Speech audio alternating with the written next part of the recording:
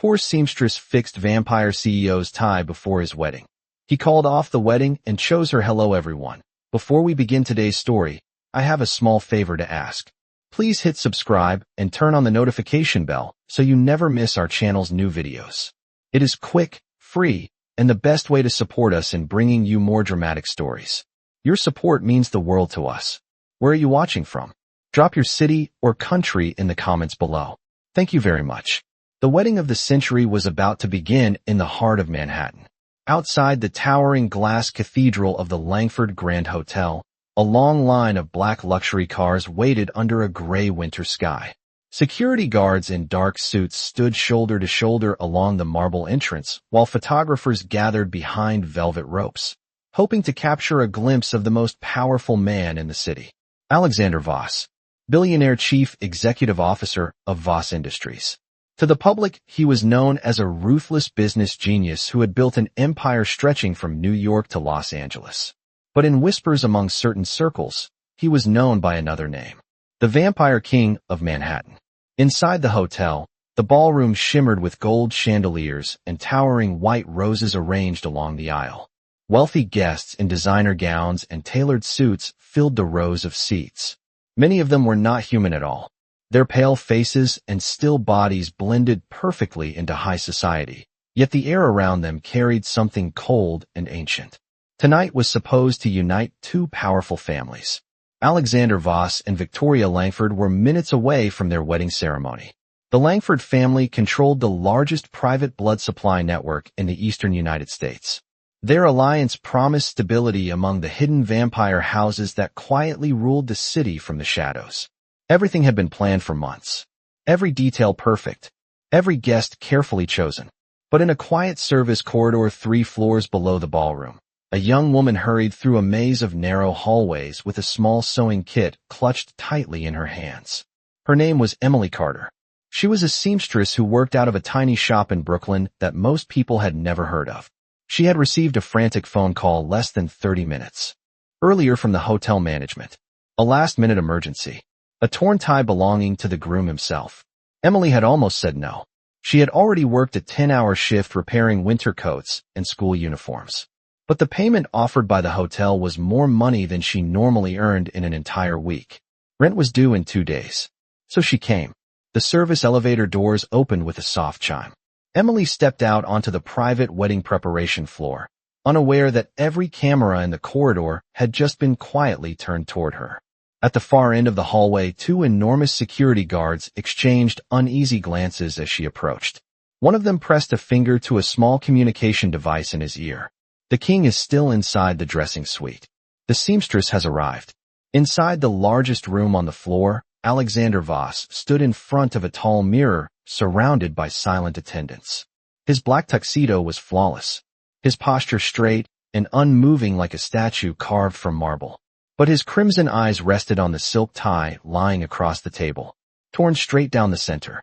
For a vampire who had survived more than 5 centuries, it was a strangely small problem.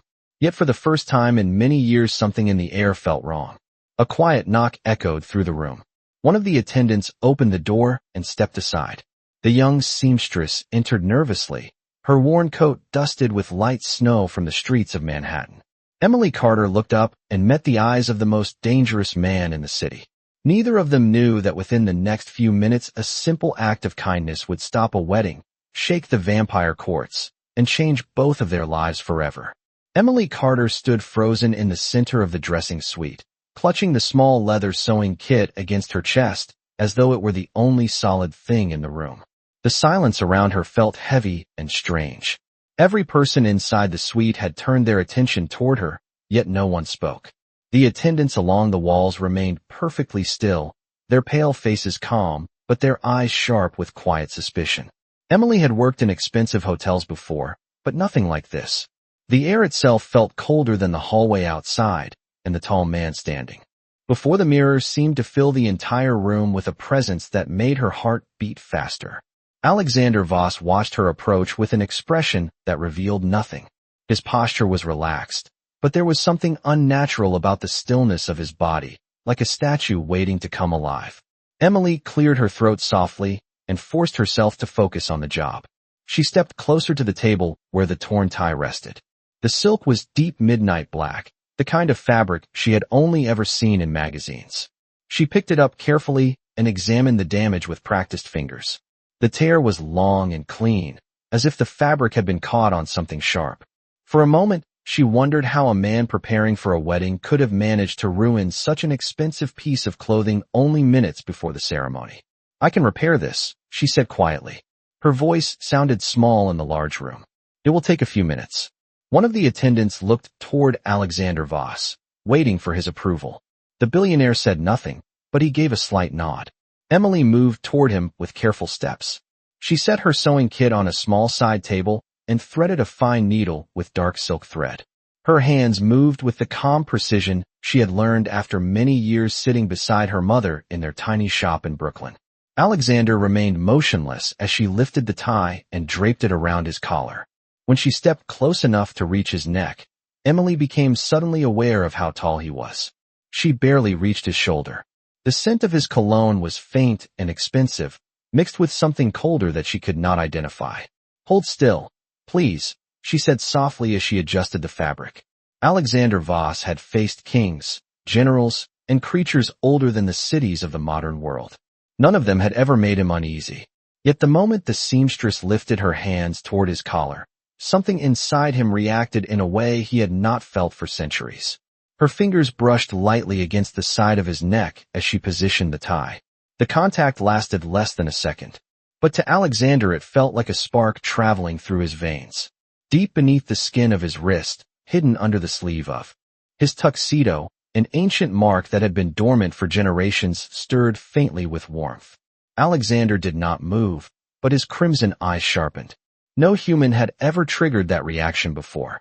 Emily focused on the tear in the silk. She leaned closer, concentrating as she began to stitch the delicate fabric together. Her movements were steady and careful.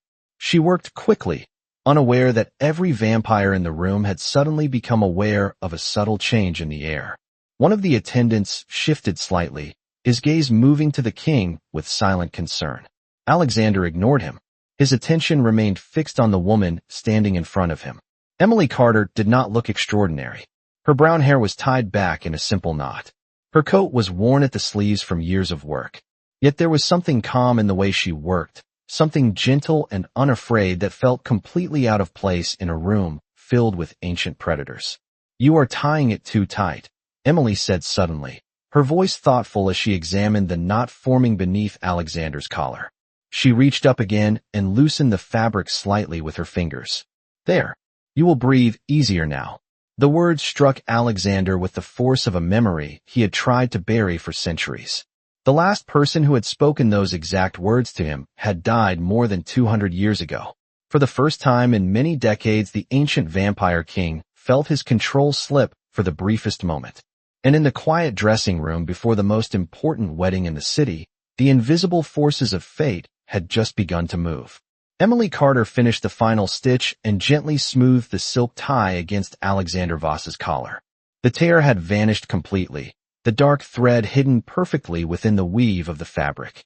She stepped back half a step, studying her work with the quiet pride of someone who had spent her entire life learning how to repair things that other people believed were ruined.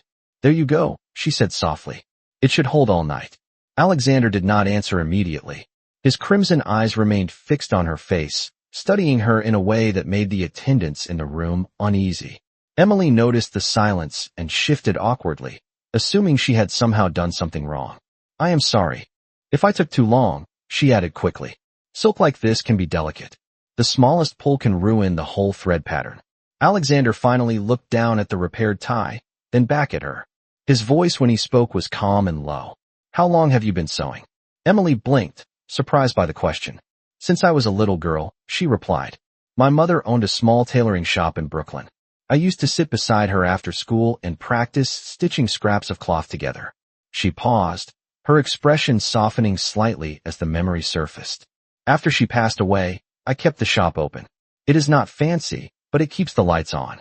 One of the attendants exchanged a silent glance with another across the room. The king did not normally ask questions about the lives of humans. In fact, he rarely spoke to them at all. Yet now he continued to watch the seamstress with a focus that made the air feel tense. Brooklyn, Alexander repeated quietly, as if testing the word. Emily nodded. Yes, sir. A small place near Atlantic Avenue. Most of my customers are families fixing winter coats or school uniforms. Weddings like this are not exactly my usual work. She gave a small nervous smile, hoping to ease the strange silence that seemed to surround him. Alexander did not return the smile. Instead, he lifted one hand slowly and adjusted the knot of the tie she had repaired. The silk felt warm under his fingers, warmer than it should have been. Beneath the sleeve of his tuxedo, the ancient mark on his wrist pulsed again, faint but unmistakable. For more than 400 years the mark had remained dormant, a relic of a bond that had been broken by time and loss. Now it stirred like a quiet flame beneath his skin.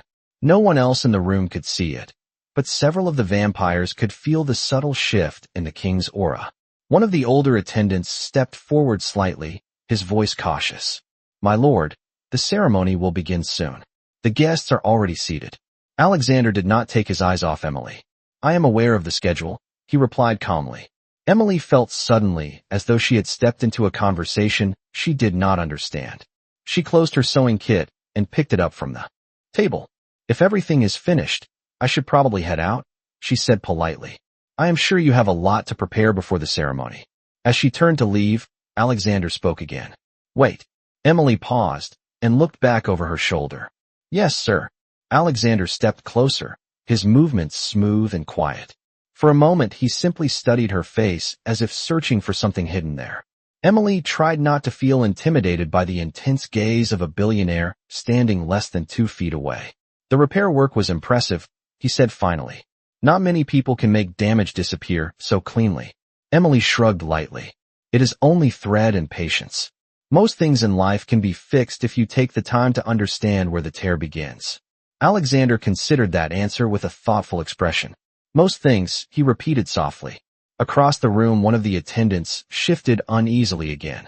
The faint pulse of the ancient mark had grown slightly stronger, and now even the oldest vampire in the room could sense that something unusual was unfolding. Emily, unaware of any of it, gave a small nod toward the door. Congratulations on your wedding, Mr. Voss. I hope the day turns out exactly the way you want it to. She turned the handle and stepped into the quiet hallway outside. The door closed behind her with a soft click. Inside the dressing suite, Alexander Voss remained perfectly still for several seconds. Then he slowly lifted his sleeve and looked down at his wrist. Beneath the pale skin, a faint symbol of ancient lines had begun to glow once again. Emily Carter stepped into the quiet hallway and gently closed the dressing room door behind her. The moment the latch clicked into place, she released a slow breath she did not realize she had been holding. The entire encounter had lasted only a few minutes, yet the strange tension in that room had left her feeling as though she had just walked out of a storm. She adjusted the strap of her worn bag over her shoulder and began walking down the long marble corridor toward the service elevators. Soft music from the distant ballroom drifted through the walls, reminding her that the wedding ceremony would begin soon. Somewhere above her head, hundreds of guests were already waiting for Alexander Voss and his bride to appear. Emily shook, her head slightly in disbelief. She had spent less than 10 minutes in the presence of one of the richest men in the country, and now she would return to the subway and ride back to Brooklyn before the night grew too late. Meanwhile, inside the dressing suite the air had changed completely. The attendants remained silent as Alexander Voss lowered his sleeve again, but every one of them had noticed the faint glow beneath the skin of his wrist. The oldest among them stepped forward cautiously. His name was Adrian Hale, a vampire who had served the king for more than 2 centuries.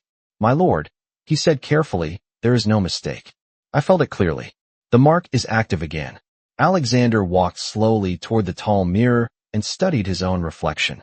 His face remained calm, but his eyes had darkened with something far more complicated than surprise. Impossible, he said quietly. Adrian shook his head.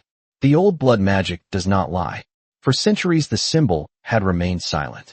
If it has awakened now, then the cause must be the human woman who just left this room. Another attendant shifted uneasily. But she is only a seamstress, he said. A normal human with no connection to our world. Alexander remained silent for several seconds. Beneath the fabric of his sleeve, the ancient mark pulsed once more with a faint warmth that traveled slowly up his arm like a quiet heartbeat. The last time the mark had awakened had been more than 400 years earlier in a stone castle overlooking a cold European valley. He had been a different man then. A king who believed eternity meant nothing could ever truly be lost. He knew better now. Adrian watched him carefully. "My lord, if the bond has truly returned, the council will need to know. The upcoming marriage will be affected." Alexander turned from the mirror. "The council will know nothing until I decide what this means," he said firmly. His voice was calm, yet the authority in it carried the weight of centuries. Adrian bowed his head slightly in respect. "Of course, my lord. But there is another problem. The bride is already preparing to enter the ceremony hall." Alexander glanced toward the closed door where Emily had disappeared moments earlier.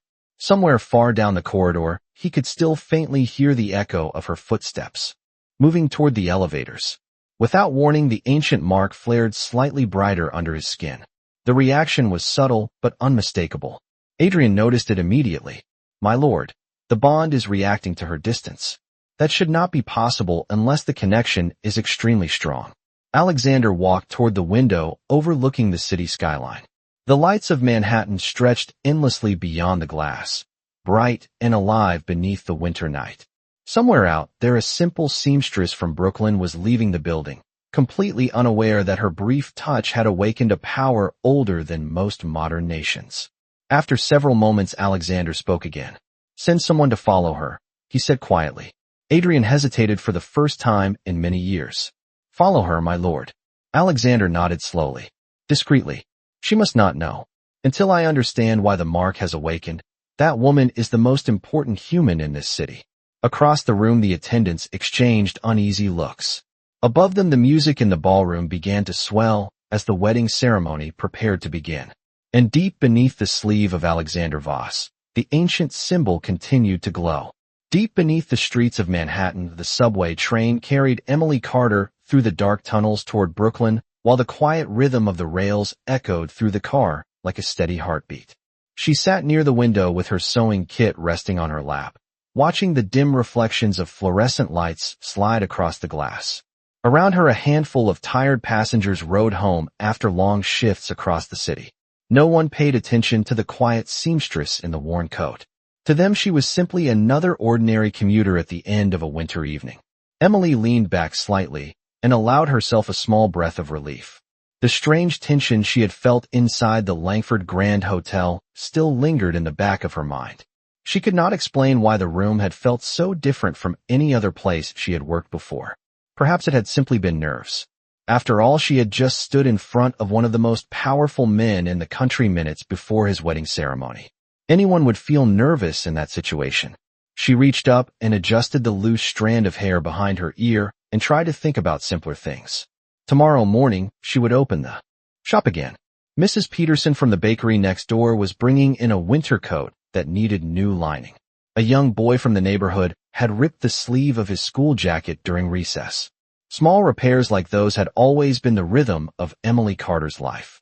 Meanwhile, far above the subway tunnels, the Langford Grand Hotel had begun to fill with quiet confusion. In the grand ballroom, hundreds of guests sat beneath towering chandeliers, while the orchestra continued to play soft music near the front of the room. The bride, Victoria Langford, stood in a private chamber near the entrance of the hall, surrounded by attendants adjusting the final details of her gown. The white silk dress flowed elegantly across the floor while diamonds sparkled along the neckline. Victoria studied her reflection in the mirror with calm confidence. She had spent months preparing for this moment. Tonight she would become the wife of Alexander Voss and secure one of the most powerful alliances in the hidden vampire world. Yet after several minutes, an attendant stepped cautiously into the room and bowed his head. "Miss Langford, there has been a slight delay." Victoria turned slowly from the mirror. Her expression remained polite, but her voice carried a sharp edge. "What kind of delay?" The attendant hesitated for a moment. "Mr. Voss has not yet arrived in the ceremony hall. The orchestra has been asked to continue playing while the staff prepares the entrance again." Victoria's eyes narrowed slightly. Alexander Voss was known for many things, but being late was not one of them. Across the building, in the private dressing suite, Alexander stood beside the tall window while Adrian Hale finished speaking with Marcus through the quiet communication channel. The tracker has followed her onto the subway line, heading toward Brooklyn, Adrian reported. She appears to be traveling home alone. Alexander remained silent for several seconds as the ancient symbol beneath his sleeve pulsed again with faint warmth. The distance between them had grown larger, yet the connection had not faded. If anything, the sensation had become clearer. Adrian studied the king carefully. My lord, the council families are all present in the ballroom tonight. If the ceremony is delayed much longer, they will begin asking questions. Alexander finally turned away from the window. His expression remained calm, but his eyes held the quiet focus of a man who had already begun making decisions that would change everything. Let them ask questions, he said quietly. Adrian hesitated. My lord, the Langford family will not tolerate public embarrassment. Victoria Langford has spent years building influence among the council houses. Alexander adjusted the repaired silk tie at his collar and looked once more at the faint glow beneath his sleeve. For centuries ago, the ancient bond had tied his fate to another life that had ended too soon. He had believed that chapter of eternity was finished forever. Yet tonight, a simple seamstress from Brooklyn had touched his collar for a moment and awakened the same symbol that had once changed the course of his entire existence. Alexander spoke again in a steady voice. Send Marcus another message. Adrian waited. Alexander's gaze moved toward the distant city lights. Tell him to remain close to Emily Carter. From this moment forward, nothing in this city happens around her without my knowledge. The subway train slowed with a long metallic sigh as it approached the Brooklyn station, and Emily Carter gathered her sewing kit from her lap while the doors opened with a tired mechanical sound. A wave of cold air drifted through the car as several passengers stepped out onto the platform.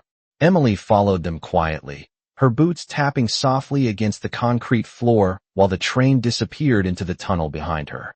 The station was nearly empty at this hour of the night.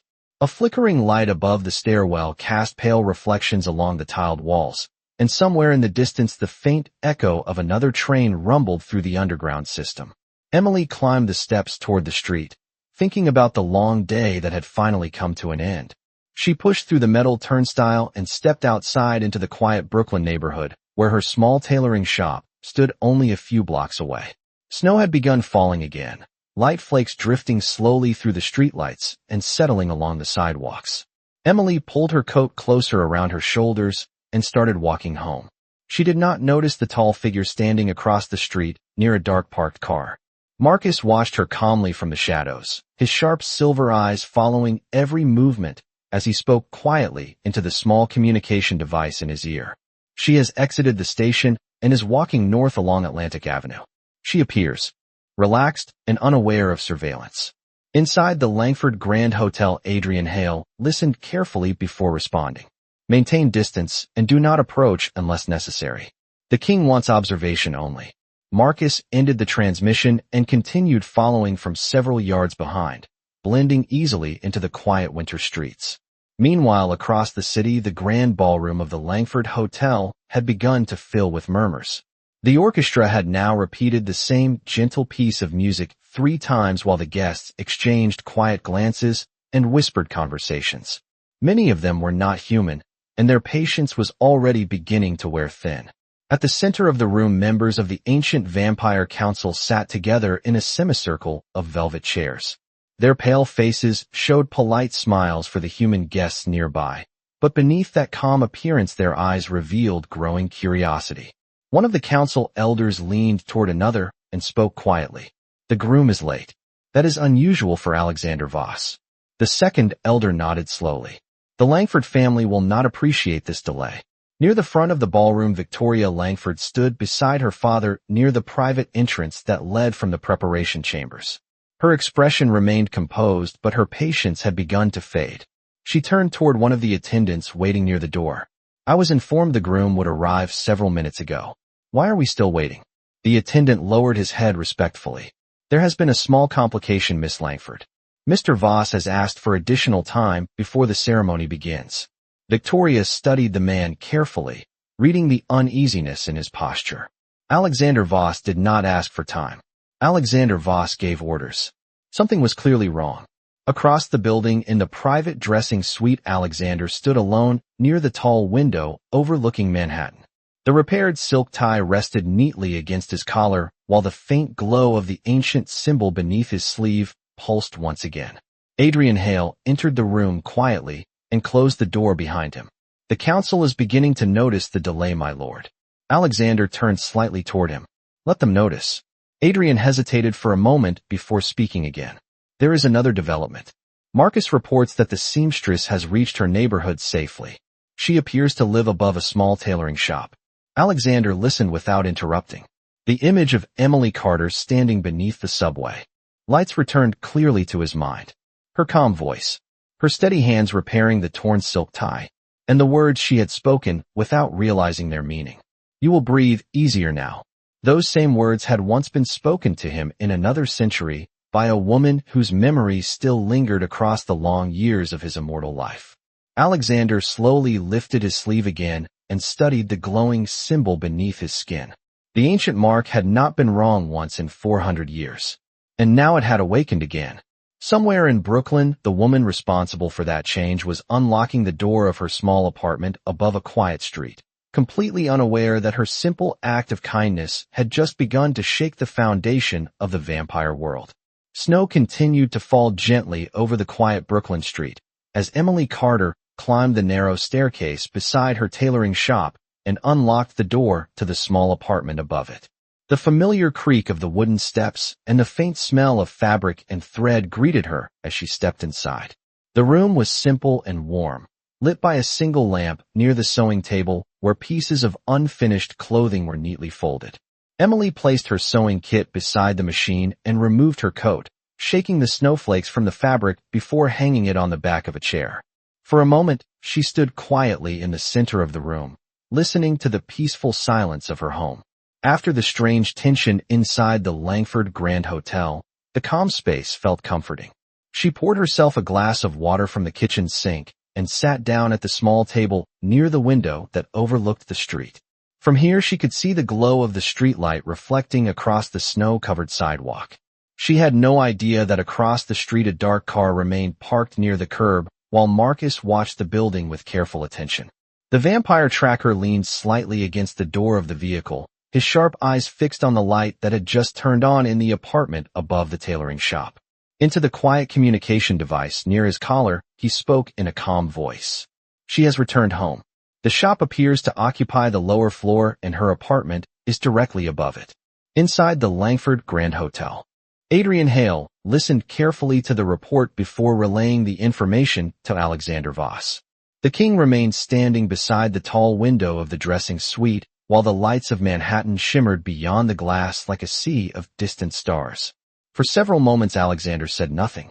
His attention remained focused on the faint warmth beneath his sleeve where the ancient symbol continued to glow.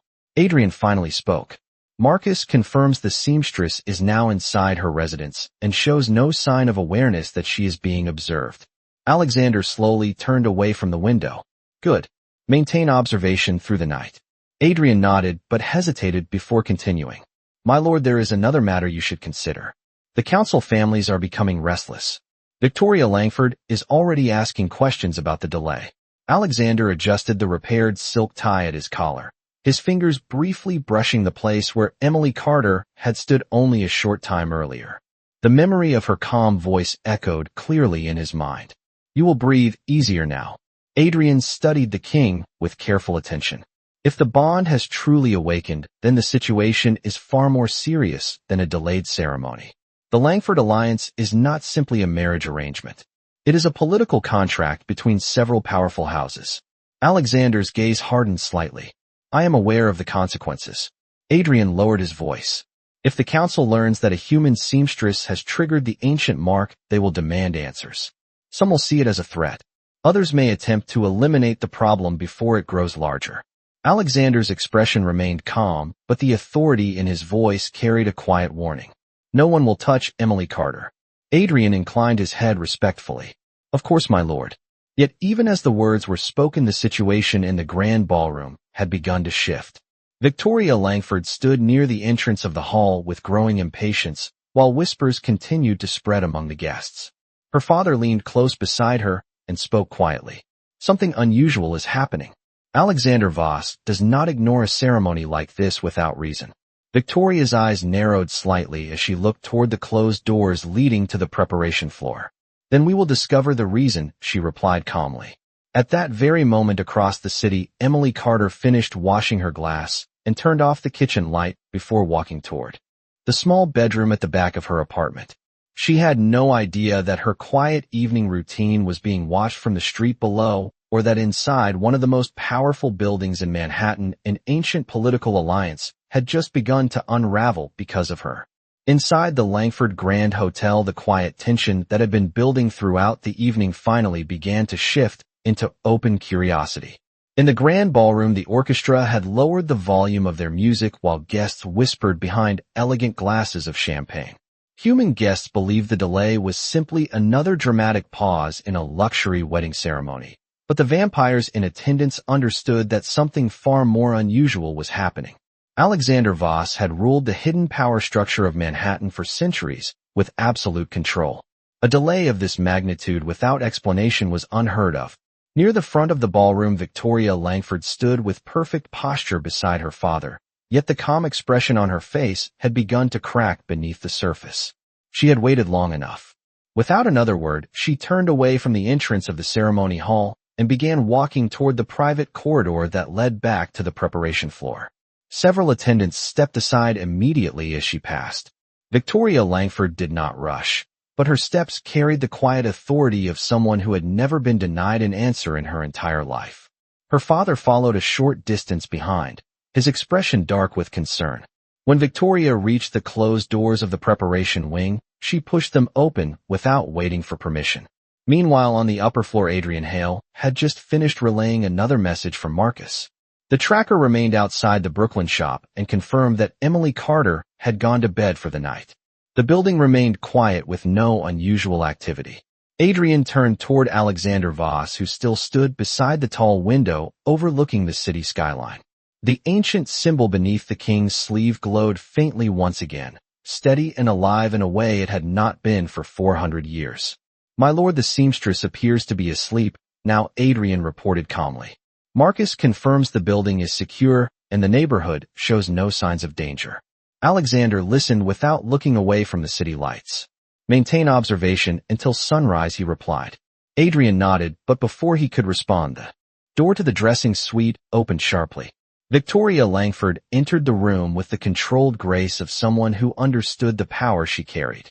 Her white wedding gown flowed across the floor like a trail of silk, while the diamonds around her neck reflected the light of the chandelier. For a brief moment, the room became completely silent. Adrian lowered his head respectfully and stepped aside, while Victoria fixed her gaze directly on Alexander. "The orchestra has now played the same piece of music 4 times, she said calmly. "Our guests are beginning to wonder whether this ceremony is still happening." Alexander turned slowly to face her. His expression revealed nothing, but the faint glow beneath his sleeve pulsed once again as though reacting to the tension in the room. Victoria studied him carefully. Alexander Voss was many things, but he had never been careless with public appearances. Something had clearly changed tonight. "I assume there is an explanation," she continued quietly. Alexander walked toward the center of the room until he stood a few feet away from her. The repaired silk tie rested neatly against his collar, its perfect stitching hiding the tear that had existed only an hour earlier. "There is an explanation," he replied calmly. Victoria waited. For several seconds neither of them spoke, while Adrian watched from the side of the room, aware that the next words could alter the balance of power among every vampire family present in the ballroom below. Finally, Victoria's eyes moved toward the silk tie at Alexander's collar. "That repair was not there earlier," she observed quietly. "One of the attendants must have fixed it." Alexander shook his head slightly. "No attendant repaired it." Victoria raised one eyebrow. "Then who did?" Alexander held her gaze as the ancient mark beneath his sleeve pulsed again with quiet intensity. "A seamstress from Brooklyn," he answered. Victoria stared at him in silence for a moment, unsure whether she had heard correctly. Then she laughed softly. "A seamstress? On the night of our wedding?" Alexander's voice remained calm. "Yes." Victoria's smile faded slightly as she studied his expression more carefully. Something in his eyes had changed. Something ancient and dangerous had awakened beneath the calm surface. And for the first time that evening, Victoria Langford began to realize that the wedding she had spent months preparing for might no longer be certain. The silence inside. The dressing suite grew heavier after Alexander Voss spoke the final words. A seamstress from Brooklyn. Victoria Langford remained perfectly still for several seconds, studying his face as if trying to decide whether he was making some strange joke. Yet Alexander did not smile. His expression remained calm and distant, the same controlled composure that had guided empires of wealth and influence for centuries.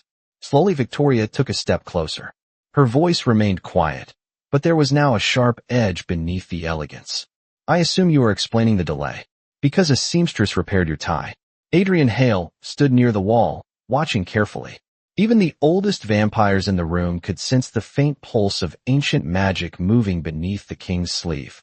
Alexander answered without hesitation. The repair itself is not the reason for the delay. Victoria crossed her arms slightly, the diamonds at her wrist reflecting the chandelier light. Then perhaps you should explain the reason. Downstairs the orchestra had finally stopped playing altogether. The guests in the ballroom now waited in complete silence, their curiosity growing stronger by the minute. Some of the elder vampires had already begun to sense that something unusual was unfolding above them. Inside the dressing suite, Alexander walked slowly toward the center of the room until he stood directly across from Victoria. For centuries ago, he had sworn never to allow the ancient bond to control his decisions again. The world had changed since those days. Empires had risen and fallen. Entire bloodlines had disappeared into history. Yet the symbol beneath his sleeve had awakened again with the same quiet certainty it once held long ago. Victoria watched him carefully. You are delaying our wedding for a reason that clearly has nothing to do with your tie, she said. Her father stepped closer to her side, but remained silent. Alexander finally lifted his sleeve slightly, revealing the faint glow beneath his skin. The ancient symbol rested along his wrist like a pattern of light drawn into the flesh itself. For a moment no one spoke. Victoria stared at the mark with sudden understanding. That symbol had not appeared in the vampire courts for generations. It was older than most of the bloodlines seated in the ballroom below. The ancient bond, she whispered. Adrian inclined his head slowly. Yes. Victoria looked back at Alexander, disbelief replacing her earlier irritation. That bond vanished centuries ago. The last time it appeared, the woman connected to it died long before the next century began. Alexander lowered his sleeve again. The mark has awakened tonight. Victoria stared at him in silence for several seconds. Then she spoke quietly. Because of the seamstress. Alexander did not deny it. Victoria turned away for a moment and walked slowly toward the tall mirror across the room. Her reflection stared back at her from the glass, dressed in a gown prepared for the most powerful wedding alliance in the modern vampire world. When she turned back again, her voice had become colder. Alexander Voss, you are telling me that an ancient bond you believed extinct has suddenly returned because a human seamstress touched your collar for less than a minute. Alexander met her gaze calmly. That is exactly what I am telling you. Adrian watched the exchange carefully. The political consequences of this revelation were already unfolding inside his mind. If the council families discovered that the ancient bond had returned and that the connected human was a poor seamstress living above a small shop in Brooklyn, the reaction would be immediate and dangerous. Victoria stepped closer again, her voice low but firm. Do you understand what this means? If the council learns about this, they will not allow that human to remain alive long enough for the bond to grow stronger. Alexander's eyes darkened slightly. No one will harm her. Victoria studied his expression for several seconds before answering quietly. Then you truly intend to protect her? The question hung in the air between them. Downstairs, hundreds of guests waited for a wedding ceremony that had already begun to collapse. And somewhere across the city, Emily Carter slept peacefully in her small apartment, completely unaware that the fate of the vampire world was now tied directly to her life. The quiet tension inside the dressing suite deepened after Victoria Langford asked the question that no one in the room could ignore. Then you truly intend to protect her? Alexander Voss did not answer immediately. For a moment, he simply stood there in the soft light of the chandelier, while the ancient symbol beneath his sleeve pulsed once again with quiet certainty. The glow was faint but steady, like a living reminder that the past he believed buried had returned without warning. Finally he spoke. Yes, the single word fell into the silence of the room like a stone into still water. Adrian Hale lowered his head slightly, already aware that the night had passed the point where anything could return to its original course. Victoria studied Alexander carefully, searching his face for hesitation. She found none. Her voice became colder. You understand what this means for the alliance between our families. This ceremony is not simply a wedding. It represents agreements between more than a dozen council houses. Alexander nodded once. I understand the agreements. Victoria stepped closer, her gown whispering softly across the polished floor. The Langford blood supply network stabilizes half of the Eastern Territories. Without that alliance, many council houses will see weakness in your leadership. Alexander's expression did not change. Weakness has never been a concern of mine. Victoria's father finally spoke from beside the door, his voice measured but tense. The council will not see it that way. If they discover that a human seamstress has triggered the ancient bond, they will demand control over the situation immediately. Some of them will see her as a threat to the balance of power. Adrian quietly added the truth that hung unspoken in the room. They will attempt to remove the threat. Alexander's eyes hardened slightly. That will not happen. Victoria folded her arms slowly. The confidence in his voice did not surprise her. Alexander Voss had built his rule over the vampire courts on absolute authority. Yet this situation was different from any political conflict they had faced before. The ancient bond was older than their modern laws. Its return would terrify the council families who feared losing control over the king they had relied upon for centuries. Victoria turned her gaze toward the glowing city outside the tall window. The lights of Manhattan stretched endlessly into the night, unaware that an invisible power struggle was beginning above them. When she looked back at Alexander, her voice had softened slightly, though the calculation behind her words remained sharp. Tell me about her. Alexander did not pretend to misunderstand. Emily Carter. Victoria repeated the name quietly as if testing it. A seamstress who lives above a small tailoring shop in Brooklyn. That is the woman who now carries the ancient bond of the Vampire King. Adrian watched carefully as Victoria considered the situation. Most people would have responded with anger or humiliation, yet Victoria Langford had been raised among power struggles since childhood.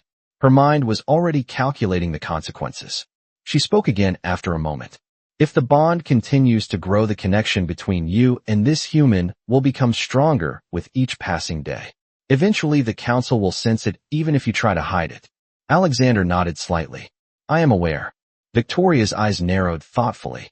Then the real question is not whether the council will learn about her. The real question is when. For a long moment, no one spoke.